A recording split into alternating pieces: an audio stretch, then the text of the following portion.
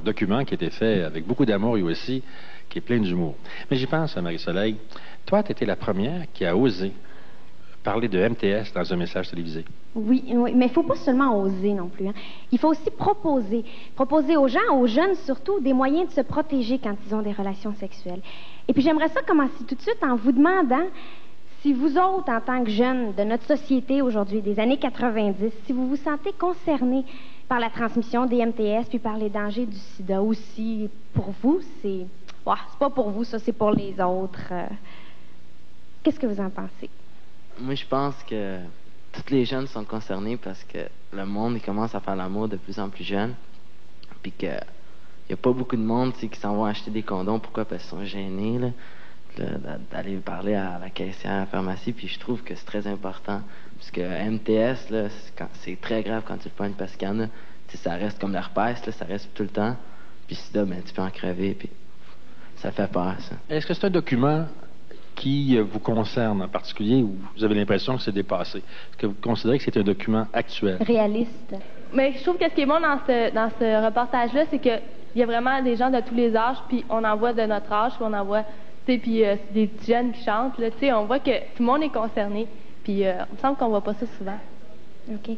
Bon, vous vous sentez concerné, ça m'a tout l'air que vous vous sentez concerné, mais ce qui est important de savoir, c'est si ça modifie aussi vos comportements sexuels. Avant d'entrer dans ce sujet-là, on va peut-être essayer de savoir jusqu'à quel point vous avez une vie sexuelle active. Il y en a qui ont commencé à faire l'amour. Parmi vous, il y en a qui n'ont pas commencé non plus. Il y en a peut-être qui sont gênés de dire qu'ils ont commencé.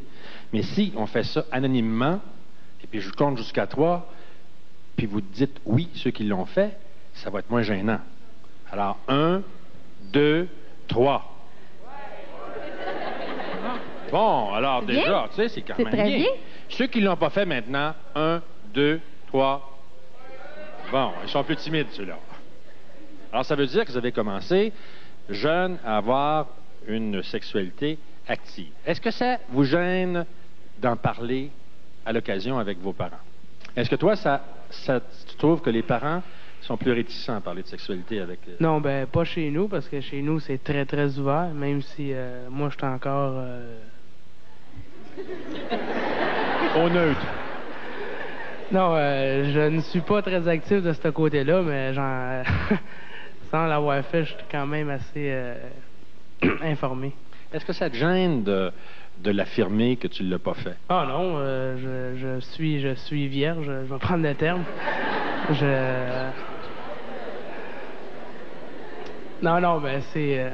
il y a à peu près 200 personnes, là. Marc bien que ça prend du courage pour le faire, puis je m'appelle Marco, j'ai jamais fait d'amour. S'il y a une fille, non. T'as un commentaire à faire, toi? En situation d'être gêné, en parlant avec nos parents, moi, en tout cas, je me dis que, il me semble que tant que t'en as pas parlé, tu te dis, ah non, je suis pas gênée, chez nous, c'est bien ouvert.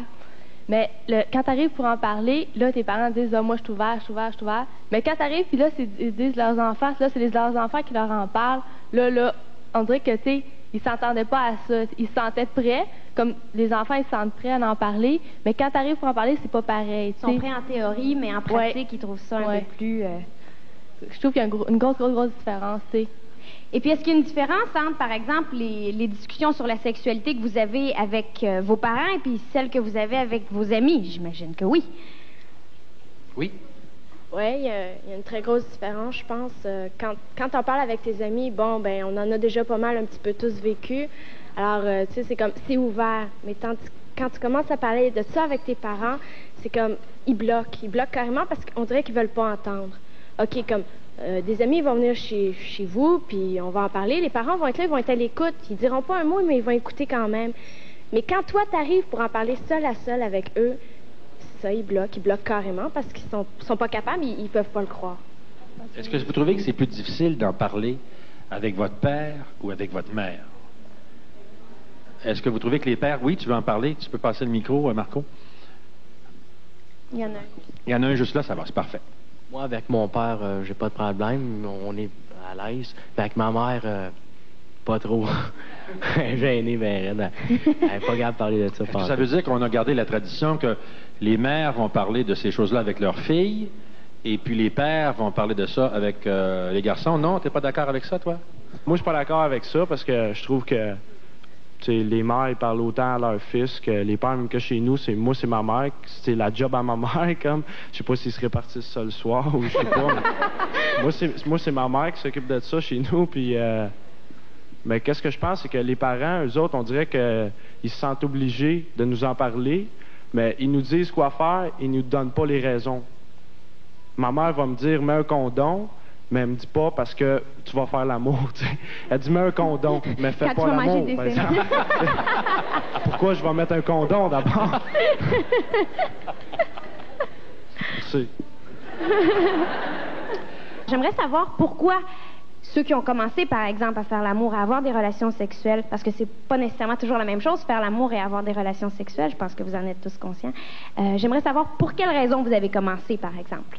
Bon, moi, je pense que, en tout cas, chez les garçons, là, depuis que t'es petit, que tu te tiens avec tes amis, puis que, comme t'as hâte avec tes amis à ta première relation, on court après ça. Puis les filles, d'après moi, c'est un peu le contraire. Plus qu'on vieillit, puis les gars, là, en tout cas, moi, dans mon cas, là, c'était, tu sais, j'avais hâte. C'était, tu sais, à Mendiant, je m'essayais un peu partout jusqu'à temps que ça pogne. Tu sais, c'est comme ça. Puis là, après ça, tu réussis ta première, tu réussis.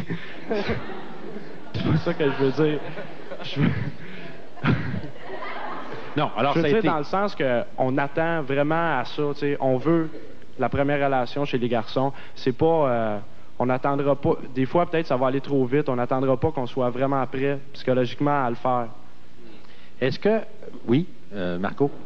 Ce qui arrive aujourd'hui avec les jeunes, c'est que dans la société, en tout cas, moi, je vis là-dedans, puis ce que les jeunes se disent, souvent, tu passes pour un têteux ou un épais de ne pas avoir couché avec une fille. Ce qui pousse quelqu'un à coucher avec une fille, c'est l'influence des autres. De se faire dire pourquoi, vas-y, qu'est-ce que t'attends? Mais, ça prend l'occasion, ça prend... Est-ce que vous cherchez l'exclusivité ou vous cherchez, en disant vous avez une relation unique ou, c'est le cas de le dire, vous êtes polyvalent? Vous aimez en avoir plusieurs? Ou est-ce que vous cherchez une stabilité affective?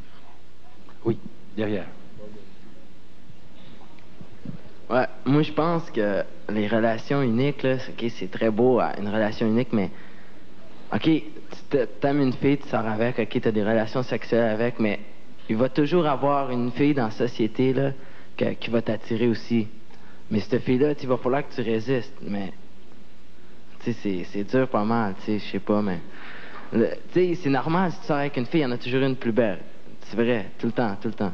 Oui, mais tu sors pas avec une fille juste parce qu'elle est belle. Non, tu quand sors même. pas avec une fille, tu sors avec une fille parce que tu l'aimes. Mhm. Mais en parlant de relations sexuelles, admettons, toi, il y a un gars qui t'attire. Admettons, il y a un gars qui passe dans la rue. T'as beau pas l'aimer, mais il t'attire. Mhm.